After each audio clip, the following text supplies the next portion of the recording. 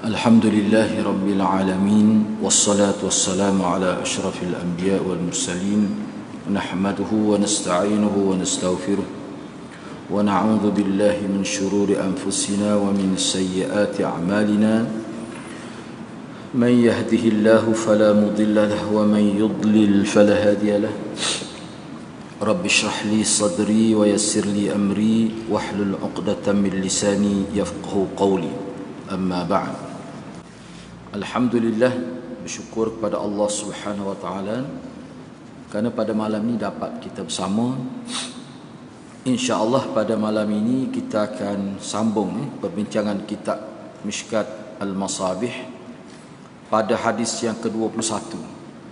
Perbincangan kita ini sebenarnya masih lagi berkaitan dengan adabul khala, disiplin ataupun adab ketika buang air lah, ataupun ketika berada dalam bilik air.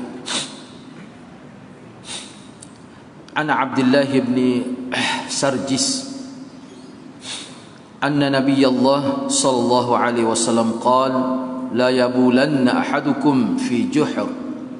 Daripada Abdullah bin Sarjis radhiyallahu an bahawa Nabi sallallahu alaihi wasallam bersabda, janganlah seseorang kamu kencing di dalam juhr, yakni lubang. Lubang sini makna lubang yang berada pada tanah itu, pada bumi itu. Secara umumnya hadis yang ke-21 ini ada larangan ataupun Nabi sallallahu alaihi wasallam melarang seseorang daripada kencing pada lubang yang berada pada permukaan bumi itu.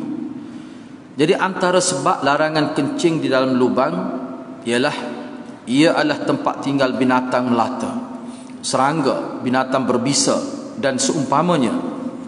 Ia akan menyebabkan gangguan kepada hidupan-hidupan tersebut. Selain daripada itu, perbuatan itu juga boleh mendatangkan bahaya jika terkena lubang haiwan berbisa. Mungkin ia akan terkejut lalu membawa tindakan yang boleh membahayakan orang yang kencing. Dia juga boleh membawa tindakan dari jin jika mengganggu kehidupan mereka, sebagaimana kata-kata Qatadah bila ditanya tentangnya, sebagaimana yang dinukilkan oleh Imam An-Nasa'i selepas mengemukakan hadis di atas. Jadi sebenarnya larangan ini dia merujuk kepada beberapa perkara lah. Yang pertama sekali itu dikira sebagai mengganggu lah, sebab lubang ni biasanya dia menjadi tempat tinggal kepada makhluk, pada binatang-binatang yang kecil yang melata. Dan lubang ni juga boleh jadi tempat tinggal binatang-binatang berbisa, ular, kala, jengking dan sebagainya. Kalau kencing, sebab biasanya kencing ni dia dalam keadaan duduk ataupun kalau berdiri pun, maknanya kaki seseorang itu akan dekatlah dengan lubang itu. Kalau kita kata lubang tu lubang ular lah, bahaya tu.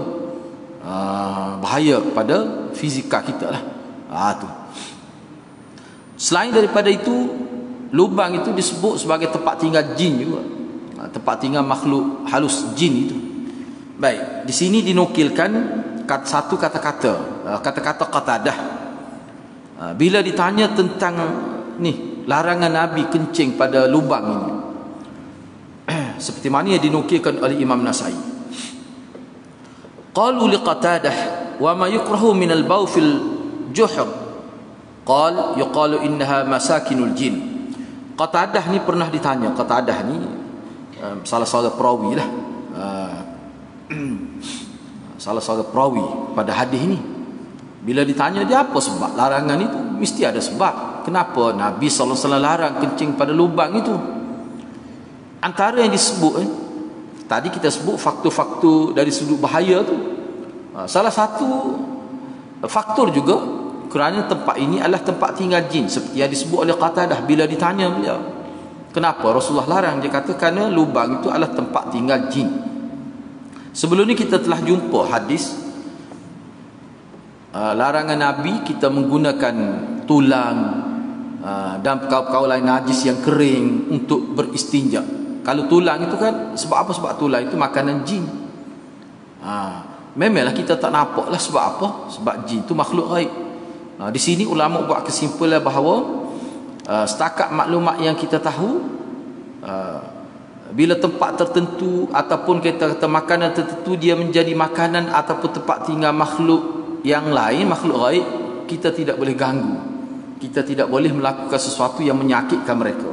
Mana di sini ada unsur arahan daripada Nabi supaya kita menghormati makhluk lain walaupun mereka itu dianggap sebagai makhluk gaib, tetapi kita kena hormati juga setakat yang kita tahulah maklumat tentang mereka tu. Ini betapa halusnya budi agama dan peraturan yang dibuat oleh agama, bahawa kita kena ingat selain daripada kehidupan nyata, alam musyahadah yang kita nampak ini, sebenarnya dia ada juga makhluk-makhluk Allah lain yang hidup bersama kita. Cumanya mereka berada di alam gaib, kita tak nampak lah. Bahkan makhluk gaib ini sebenarnya dia lebih ramai lagi dengan makhluk yang nyata seperti kita ni. Itu antaranya lah. Jadi perkara ni kita hanya percayalah sebab Nabi sebut. Memang kita tak nampak pun, kalau nampak masalah juga kita. Bukan masalah kecil, masalah besar tu kalau kita nampak makhluk gaib ni. Jadi mujulah Allah SWT hijabkan mata kita sehingga kita tidak nampak. Baik, kukuk mana pun lubang itu, kalau kita tidak mengambil kira kata-kata Qatadah ni, kalau kita ambil secara zahir, dia ada bahaya. Dia ada bahaya kepada tubuh badan kita lah bila kencing di lubang itu. Bahaya kan lah, kita boleh bahaya sendirilah kalau ular misalnya. Lubang tu lubang ular. Serabut buruk juga dia. Dia main kencing di lubang dia tu. Enggak kita tahulah ular ni bagaimana sifat Allah buat kepada dia. Tu jadi kena fikirlah. Kalau kita tidak fikir dari sudut kata-kata Qatadah ni pun, fikir dari sudut zahir tu. Baik. Hadis yang ke-22, ni maknanya ini pun termasuk, misalnya kita tengok contohnya, saya ambil contoh, misalnya kita pergi ni, kalau kita pergi ke dalam hutan, kalau misalnya kita tengok ada lubang semut ni, sengaja pergi kencing di situ, itu su'ul adab, buruk akhlak. Itu termasuk dari buruk akhlak. Jadi bila kata buruk akhlak ni dua perkara, sama ada makruh ataupun haram. Dua tu ya. Dia tak akan jadi sunat, tak akan jadi harus. Sebab apa? Sebab Nabi larang. Dia tak akan jadi harus. Paling tidak makruh. Silap-silap boleh jadi haram. Sengaja dia kencing di lubang semut tu. Dia kata tak bahaya, tidak seperti ular, dia kata. Dia pun kencing. Bahkan dia suka pula tengok semut tu lari dah. Contohnya. Tu su'ul adab, buruk akhlak.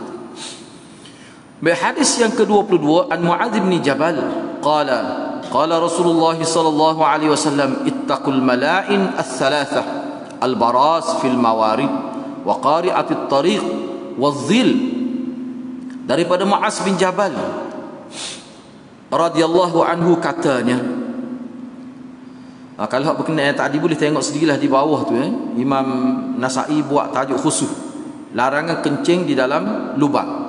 Larangan kencing di dalam lubang. Imam Nasa'i buat tajuk khusus dalam kitab dia. Daripada Muadz bin Jabal radhiyallahu anhu katanya, Rasulullah sallallahu alaihi wasallam bersabda, jauhilah 3 perkara yang membawa kepada laknat, iaitu buang air di tempat sumber air. Dia buang air di tempat sumber air, di tempat laluan, mana laluan masyarakat, sama ada di lorong ke, di jalan kecil ataupun jalan, ikutlah tempat laluan manusia, ataupun di tempat manusia berteduh di bawah pokok ke misalnya, ataupun dia kencing di pondok tepi jalan tempat orang berteduh. Itu semua tu sebab, kenapa larangan ni? Dia boleh mengganggu masyarakat, dia boleh mengganggu orang ramai yang lalu. Kalau sumber air, dia boleh mencemarkan air. Boleh mencemarkan air. Sebab najis ni dia kotor. Jadi kencing di, kita kata sumber air, tidak boleh lah. Tidak boleh. Ini perbuatan ni adalah termasuk. Ni boleh.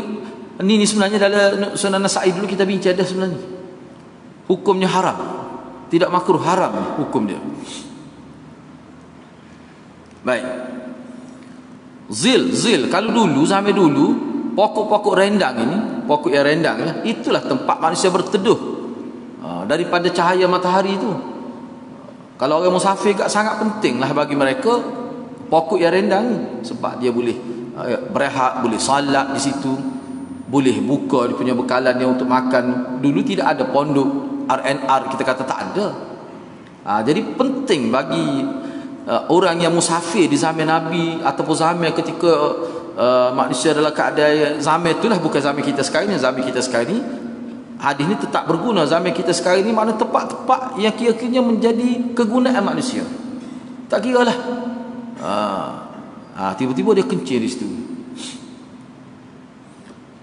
Ada seorang pensyarah tu sebut, dia kata ni pelajar luar lah, kita tak sebutlah bangsa mana. Dia kencing dalam singki tu di asrama, sehingga jadi buah mulut orang lah, buah mulut pelajar. Sehingga dia sebut pada saya, dia kata kadang-kadang kita tengok setengah-setengah umat Islam ni, ialah kita kata umat Islam, orang Melayu kita pun ada perangai yang tidak senonoh gitu, mana orang luar pun ada. Jadi bayangkanlah orang pergi nak gosok gigi di singki tu, nak di asrama tu, tiba-tiba tengok bang tu, itu masalah tu. Kadang-kadang ada je begitu. Itu dah mengganggu kan. Jadi menyebabkan orang rasa jejek lah. Jadi perkara ini termasuk dalam mengganggu, termasuk dalam azan nas, mengganggu manusia. Ini perbuatan ini haram, bukan makruh. Dalam hadis Nabi sebut kalimah mawarid. Mawarid ini bererti sumber air atau punca air yang merupakan tempat terbit air, sama ada mata air atau punca air daripada bukit. Ia juga memberikan makna tempat orang ramai mengambil air seperti sungai, tasik, telaga dan usaha. Sebab mawarid ni asalnya mata air. Kita kata ni tanah, kemudian dia keluar mata air. Itu asal makna dia. Tapi boleh diperluaskan makna punca air, sama ada air yang mengalir pada bukit, yang mana air itu kira-kiranya pentinglah untuk orang-orang yang tinggal di sekitar tu. Tiba-tiba dia buang najis di situ, kencing, berak dan sebagainya lah. Jadi perkara ni sebenarnya perbuatan yang sangat hina lah dalam agama kita. Boleh dengan makna sungai, tasik, telaga. Dan hadis yang berkait dengan larangan Nabi supaya jangan kencing dalam air, sama ada air bertakung ke ataupun air berlari pun. Sebab air berlari ni, kita walaupun dia berlari, kalau kencing tu kita kata tidak itu, tapi kalau buang air besar, boleh jadi di kawasan di hadapan tu ada orang guna chalet kau misalnya, kalau ni tiba-tiba itulah. Jadi perbuatan itu memang haram. Memang ulama kata haram. Bahkan dalam hadis sebut kita kencing di tepi pun tidak boleh. Kuku air kencing itu mengalir masuk di tepi pun ada juga. Nabi sebut, Nabi larang, ada disebut. Dan hadis-hadis ini sebenarnya telah kita jumpa dalam pengajian Sunan Nasa'i. Baik. Seterusnya hadis yang ke-23. An Abi Sa'id al-Khudri. Jadi salah satu poin lagi, jadi kalaulah seseorang itu buat juga, dia langgar larangan Nabi ni, maka dia akan dapat dosa lah. Mana kalau kita jaga, atas rasa kita tahu Nabi larang, kita pun jaga, kita boleh pahala. Kita boleh pahala.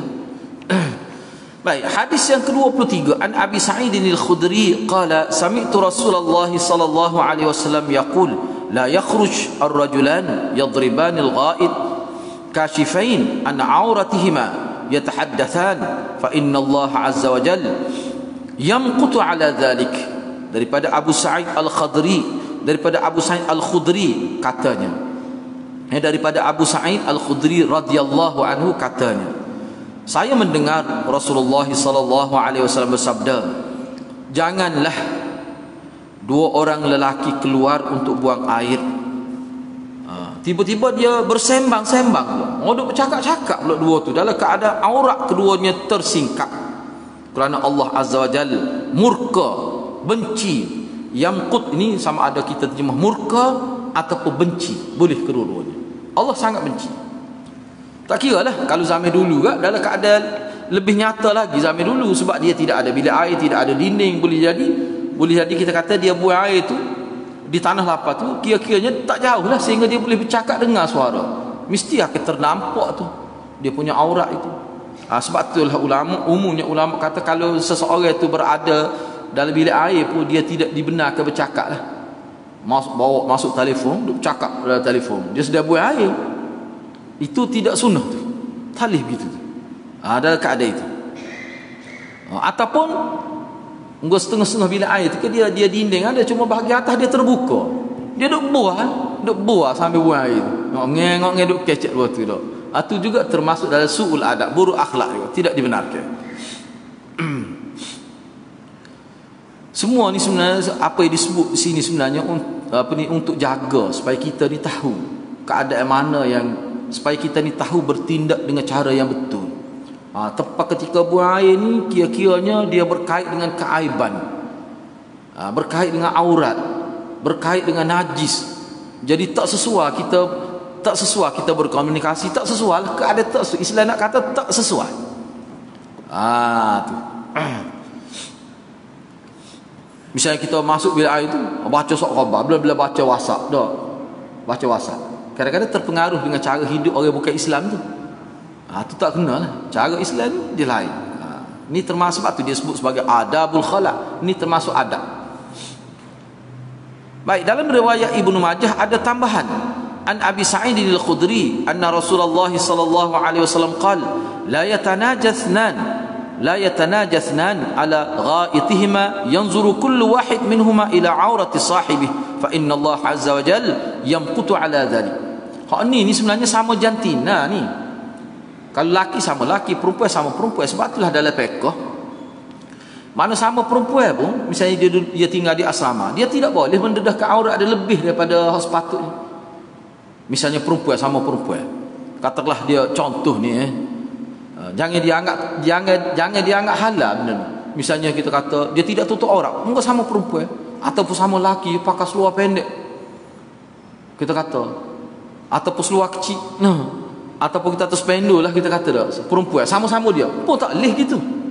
Syaitan boleh ganggu tu, iblis boleh ganggu, timbul macam-macam penyakit tu, jangan main. Sebab tu sama perempuan pun dia ada hak dia, mana kena sopan sama perempuan. Dia boleh dedah lah sekadar kepala, betis, paha, sekadar itu je lah. Tidaklah kata siapa kita kata macam Tarzan kita kata tak boleh. Sama lelaki pun tak boleh. Dalam fiqh ada sebut. Sebab apa? Dia boleh mengundang bahaya. Di situ syaitan main peranan. Dia sama lelaki pun ada masalah juga. Istilah-istilah kita LGBT, dia ada kod selagi LGBT dia ada salah lagi tepi tu. Pelik semua kita tak ada nak faham oleh LGBT, mari kod lain pula. Tu bahaya. Dia boleh timbul tu. Sama lelaki pun dia boleh timbul fitnah juga. Sebab tu perlu dikawal lah. Walaupun duduk satu asrama, satu bilik pun tak boleh. Dia mesti tetap ada hukum syariat di situ yang perlu dijaga. Hak ni pun gitulah juga. Cuba tengok hadis ni. Hadis ni adalah Ibnu Majah. Ada tambahan tu. Daripada Abu Sa'id juga. Hak ni pun daripada Abu Sa'id Al-Khudri juga. Dia kata bahawa Rasulullah sallallahu alaihi wasallam bersabda, janganlah dua orang di kalangan kamu bila dia buang air sama-sama duduk sembang. Dalam hadis tadi sama-sama duduk bual lah. Hak ni sama-sama tengok aurat. Walaupun tidak nampak kemaluan, tapi aurat tu tak boleh. Dia boleh menimbulkan perasaan-perasaan yang tidak baik lah. Di situ syaitan boleh ganggu, menimbulkan waswas, mendorong manusia ke arah perbuatan haram tu. Boleh berlaku gitu. Jadi hal ni maksudnya untuk saddul dzara'i, untuk sekat lah supaya tidak berlaku. Jadi hal ni berdosa lah. Kalau kita abaikan larangan Nabi, boleh menyebabkan berdosa.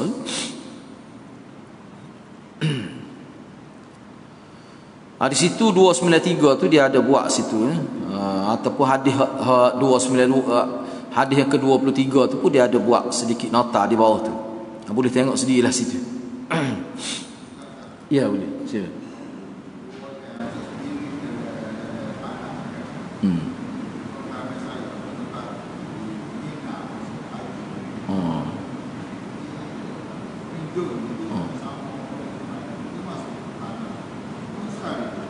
Oh gitu.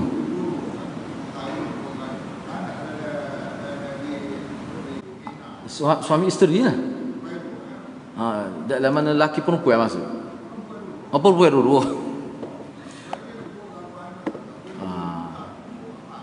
Tu tak boleh lah. Tu tentu tak boleh lah. Tu tentu lah tu. Dia lah masalah kata dia masuk tu, dia buat apa tu ke perbuatan tu sendiri tu tak kenal tu. Dia ginilah mudah kalau kita ambil dah, kita pergi ke arena ada kan dia ada jenis tempat buang air tu, dia hak berdiri tu. Hak untuk laki tu kan. Hak tu bagi saya tidak menepati tu. Tidak menepati tu sebenarnya tu. Kalau boleh dia buat biar lebih tertutup sikit lagi. Hak tu lebih baiklah. Lebih tertutup.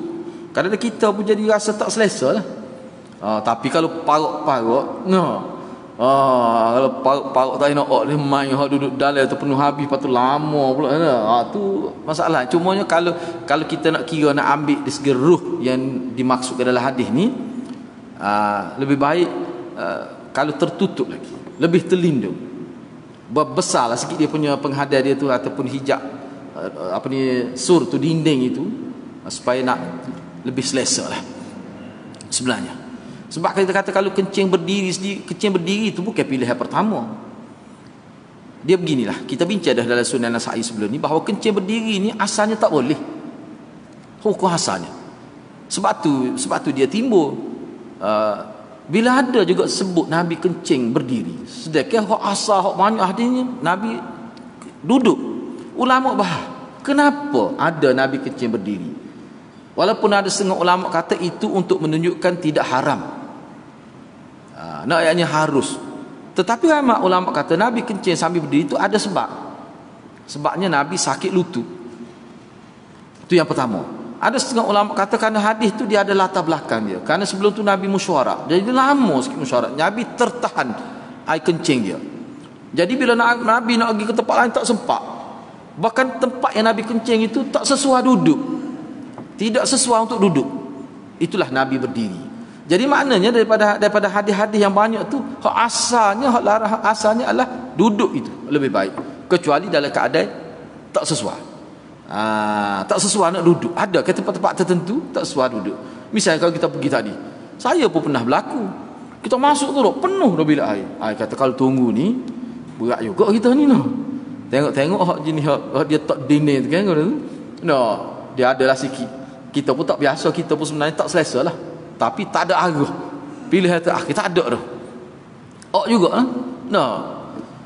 hasil itulah kalau kita nak ambil hadis ni, kalau duk buah masa tu, duk sembang masa tu, kita kata tu Nabi tak benar. Duk dia awak tak erti gitu ya. Bukan tempat kita nak bercakap situ. Sebab apa? Sebab orang Islam ni bila dia bercakap, dia perkara-perkara yang baik. Orang Islam ni bila dia kecek perkara makruf, sesuai ke situ nak keceknya? Tak sesuai. Baik, kita katalah kalau duduk, mungkin dia buat jojuk kerja gantung dinding gitu tak, 10 kadang-kadang nak buah ke dia situ? Enggak, orang Islam ni kalau dia kecek semua benda berfaedah, sesuai kau nak bercakap di situ. Walau bagaimanapun kita kena ingatlah, hak ni setengah ulama kata bukan makna haram secara mutlak. Ada ulama bukan haram mutlak, kadang-kadang ada juga keperluan tu. Misalnya tu kita kata, contoh kita kata kereta awak ke tadi nampak lampu tak tutup ni, contoh sekadar tu ya, tu ulama kata tak apa tu. Ni buah ni sembang ni mana benda yang tak perlu, kecek lepas ni pun boleh. Buah lepas tu daripada bilik air boleh. Selalu dah jenis kaki buah sungguh, bukan sekat mulut pas kaki. Jenis kaki buah sungguh kadang-kadang jadi gitu. Jadi tempat tu tak sesuai. Sebab orang Islam ni bila dia bercakap semua benda-benda baik, jadi di situ tak sesuai. Ni juga termasuk adab. Sebab tu Syekh Tibrizi ni sebut adabul khala' itu. Adab. Kena ada tu. Sebab tu kita kena tahulah kau gini. Baik. Kalau dalam hadis ni, dalam hadis Ibnu Majah ni, dalam Sunan Ibnu Majah ni riwayat daripada Abi Sa'id juga. Melihat aurat. Aurat ni tidak makna kemaluan, tidak. Punggung ke kita tu aurat lah tu. Tu. Dia gini, kita kena ingat ni dalam beberapa artikel yang saya baca lah dalam internet lah. Kita kena ingat ya. Dia manusia dia tidak sama, dia punya perasaan, dia emosi, dia ada setengah-setengah orang dia ada latar belakang dia. Latar belakang dia tu. Kalau dia ni sudah ada latar belakang dah jenis lembut, tu bahayalah ada sudut tu. Tu maksud saya sebut tadi. Di situ ada ruang syaitan nak ganggu kita. Jadi Nabi lari ni sebab apa? Nak tutup ruang tu. Supaya syaitan tidak boleh goda, tidak boleh menimbulkan lintasan-lintasan buruk terhadap diri kita. Tu. Tu yang pertama, kedua tak tahu nah. Seterusnya, ni dari sini tidak sebutlah. Sebenarnya dia akan menimbulkan fitnah selepas daripada itu. Sebagai contohlah, katalah kalau dia tidak jaga perkara ni, dia tengok aurat. Katakanlah aurat tu, seseorang tu ada kecacatan lah pada tubuh dia misalnya. di punggung dia ke, di paha dia ke. Kadang-kadang padahal dia tutup sangat kau tu. Secara tak sengaja dilihat. Boleh jadi orang yang tidak amanah, orang yang kita kata mempunyai orang yang tidak beradab, berakhlak, dia cerita tutup sangat betapa-tapa dia kata punggung. Misalnya dah contoh tu. Tidakkah itu membuka aib seseorang tu? Tak boleh lah tu. Sedangkan kita kalau dia mati pun tidak dibenar lagi tu.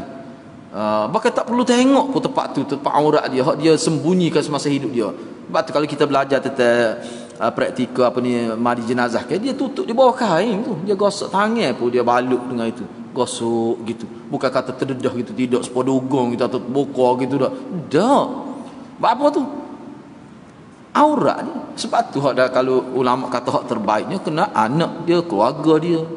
Barulah dia tidak akan cerita kalau ada keaiban fizikal ayah dia tu. Itu hikmat dia. Hak ni pun begitulah juga. Cuma bagi sayanya ada setengah-setengah ulama tu dia kata hak besarnya Nabi nak tutup. Ni nak tutup dia punya gangguan syaitan tu. Bukan main syaitan ni. Sebabnya begini Kita kata orang kena penyakit suka sama lelaki jenis gay ke, kita kata ataupun lesbian ke perempuan ni. Sebenarnya kerana bebas sangat tu. Bebas sangat. Dia tidak jaga hukum di situ. Tu tak boleh lah. Kena jaga tu. Baik.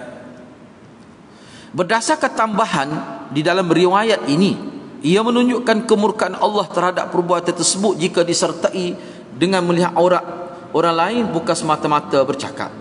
Dia gini, tak apa kita baca. Hadis ini menunjukkan wajib menutup aurat dan haram membukanya di hadapan orang lain. Jadi larangan bercakap ketika buang air. Asal larangan memberi makna haram. Atau asalnya Nabi sallallahu alaihi wasallam menyebutkan sebab larangan adalah kemurkaan Allah sebagai menambahkan lagi keharaman. Ini kuk mana pun kau ni khilaf lah. Memang ulama kata haram, tapi setengah ulama kata haram tu maknanya haram kalau misalnya ada pilihan lah. Mana kalau kita tak bercakap pun tak apa. Tiba-tiba bercakap juga, tu haram. Sebab tu dia kata haram tidak mutlak. Tetapi kalau dalam keadaan ni, misalnya jauh dah pergi sekali, tak berani juga nak pergi jauh-jauh tempat tak biasa, dalam hutan kalau misalnya dah. Kira-kira nampak dia. Katakanlah perlu bercakap. Tu tak apa tu. Bui peringatan kepada bahaya ke? Misalnya, tu hal lain. Ni dalam, sebab tu dia guna istilah sembang tu. Sembang ni maknanya benda tu tak perlu sangat. Tak perlu pun. Boleh bercakap selepas tu pun boleh. Jadi kena tahan lah tu. Kena tahan perasaan kita tu. Tu. Jadi kok mana pun ulama kata haram tu memang jelas lah. Memang jelas. Baik, hadis yang ke-24. Sebab itulah saya tekankan sangat mana kalau kita buat bilik air tu, kita kena ambil kira maksud hadis ni. Jangan letak di tempat yang terbuka. Misalnya saya tadi sebut minggu-minggu sebelum ni lah, letak dia betul-betul di atas pintu masuk rumah tu. Rumah 2 tingkat tu. Jadi bunyi lah kita kata di ruang tamu tu memang tak sesuai. Memang tak sesuai. Baik, hadis yang ke-24 an Zaid bin Arqam an Rasulullah sallallahu alaihi wasallam qala inna hadhihi al-hushush mukhtadarah إن هذه الحشوش محتضرة فإذا أتى أحدكم الخلاء فليقل أعوذ بالله من الخبث والخبائث. Daripada Zaid bin Arqam, daripada Rasulullah sallallahu alaihi wasallam sabdanya, sesungguhnya tandas itu didatangi. Sesungguhnya tandas itu didatangi. Maknanya tempat orang pergilah, maknanya satu tempat yang sangat perlu pada manusia, tandas tu. Tak ada tandas tak boleh. Saya umur-umur ni jumpa satu restoran yang tidak ada tandas, pelik sungguh. Padahal tempat makan ni wajib tandas tu. Tak ada tandas. Lepas tu saya pelik, saya kata lepas tu kalau orang makan sakit perut macam mana? Dia kata masjid sebelah sana ada. Saya kata bagus kata awak. Ada juga gitu. Bagus Islam kita ni memang dia kata sebuah jalan tu ada masjid di sana, memang nampak menaruh. Saya kata gitu.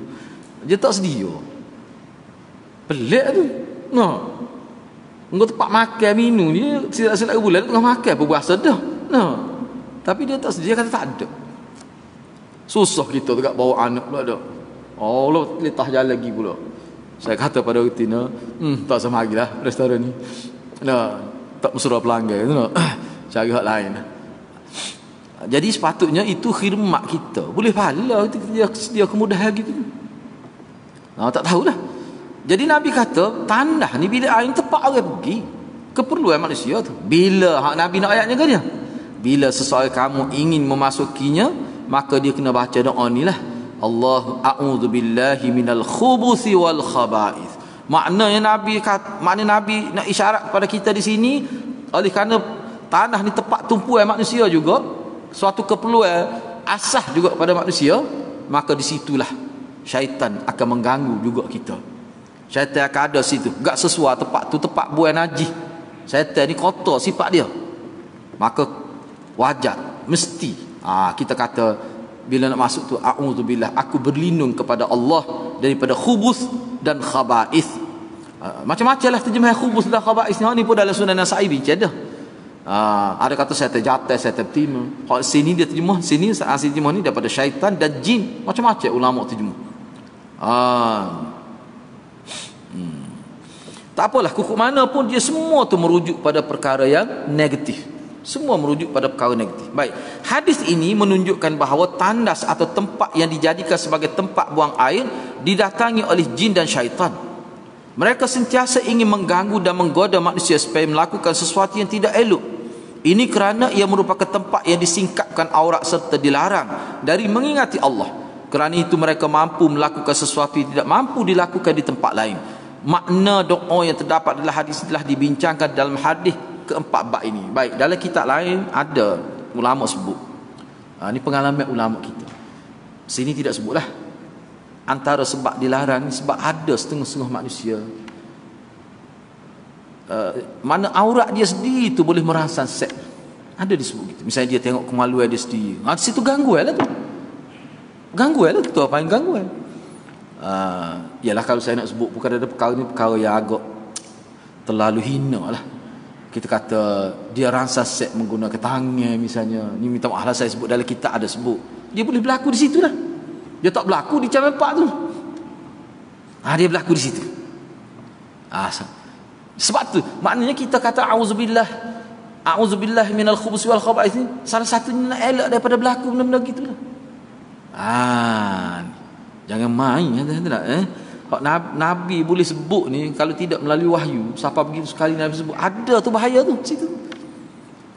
Siapa tahu kalau dia melakukan perbuatan haram di situ, pada kemaluan di situ, tak sekira lelaki ke perempuan ke, boleh berlaku.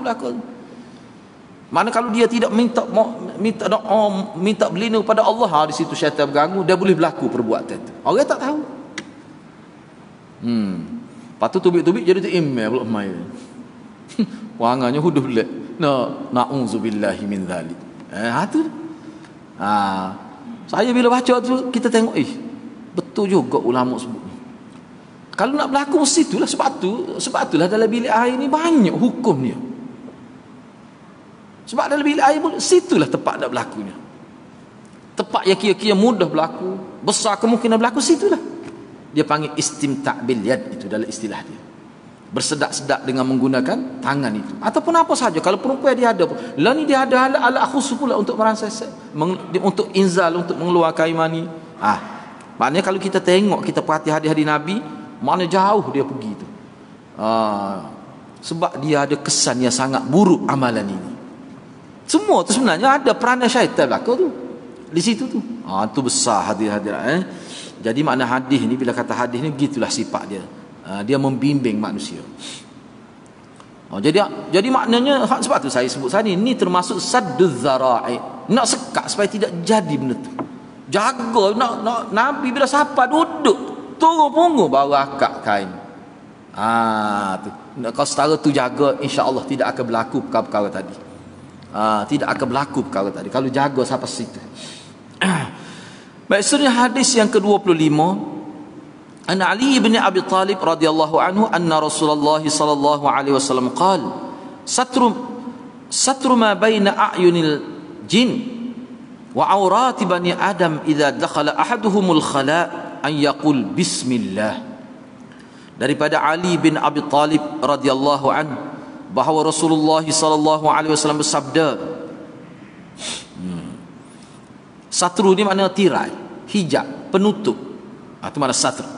hijab antara mata-mata jin dan aurat anak Adam. Anak Adam situ makna manusia. Bila seseorang dari mereka masuk bilik air ialah dengan membaca bismillah. Ni baca bismillah. Oh, kita kata maknanya baca bismillah. Memang boleh. Cuba tengok, cuma ada huraian dia lah. Baca bismillah tu maknanya berlindung dengan nama Allah, tu maknanya bismillah. Ataupun bismillahirrahmanirrahim. Boleh.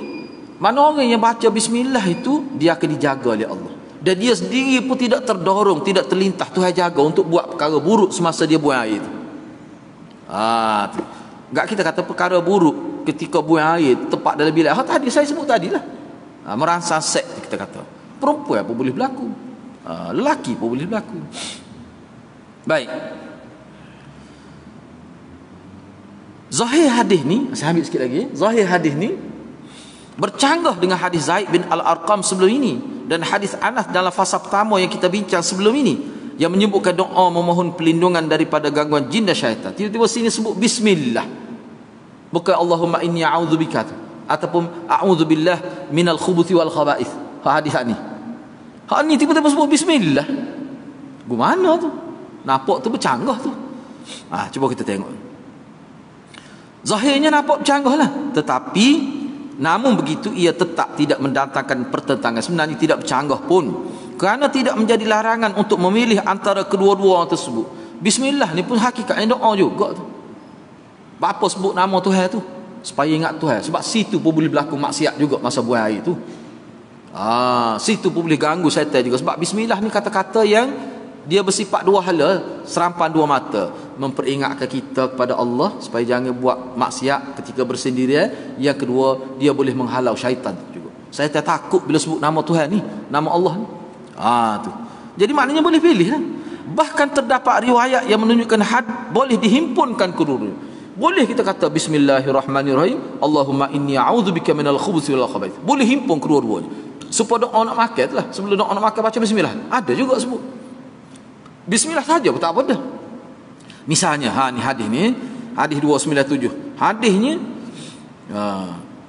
nama Ali Al-Muttafaqil Hind menyebutkan dalam kitab Kanzul Ummal bahawa hadis ini diriwayatkan oleh Al-Umari di dalam kitab Amalul Yaumi wal Lailah daripada Anas radhiyallahu.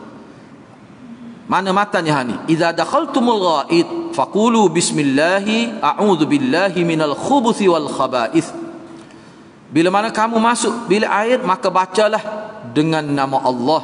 Dengan nama Allah tu kalau kita nak terjemuh bila kita masuk air, maknanya aku nak buat, nak qada hajat ni dengan nama Allah.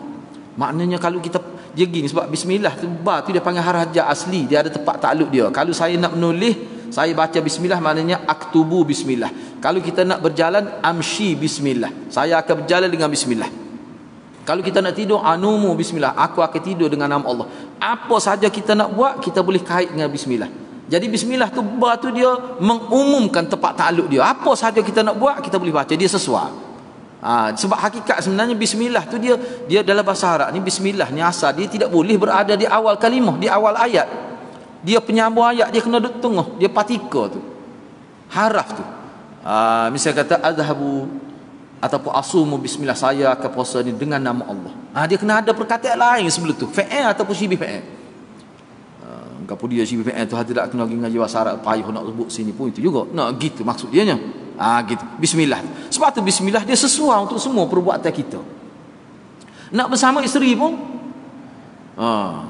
baca dah tak ingat dah. Takkan nak pergi tengok, takkan nak pergi tubik mula bilik cari kitab doa. Baca bismillah dia tu kira mula. Nak suruh baca juga bismillah. Nak suruh berkat tu lah hubungnya tu. Baik. Justru itu boleh dihimpunkan kedua-dua doa ni atau berpada dengan pilih salah satu pun boleh. Al-Munawi ni seorang tokoh besar ni menukilkan kata-kata Al-Wali Al-Iraqi yang bermaksud yang paling sahih di dalam masalah ini ialah yang diriwayatkan oleh Al-Umari dengan sanad yang sahih menepati syarat Muslim di dalam kitab Amalul Yaumi wal Lailah daripada Anas sebagaimana hadis tadi. Tadi bawah tadi. Al-Umari dalam kitab tu dia sebut tu. Ni. Idza dakhaltumul ghaib. Itulah dia kata kalau mengikut Al-Munawi kan. Munawi nukil kata-kata wali Iraki, Al-Wali Al-Iraqi. Dia kata hak tu paling sah. Hak ni. Mana hak baca dua-dua tu. Bismillah. Kemudian a'udzubillah minal khubuthi wal khaba'ith. Baik, seterusnya hadis yang ke-26 itu insya-Allah kita bincang minggu hadapan insya-Allah untuk hadis yang ke-26. Okay, saya setakat itulah dulu. Cuma untuk maklumannya selepas ni kita ada kelas ni untuk muskilul athar tu insya-Allah. Selepas salat isya ni. Okay, saya setakat itulah dulu. Mudah-mudahan Allah berkati kita semua. Aku qauli hadza wa astaghfirullahal azim li wa lakum.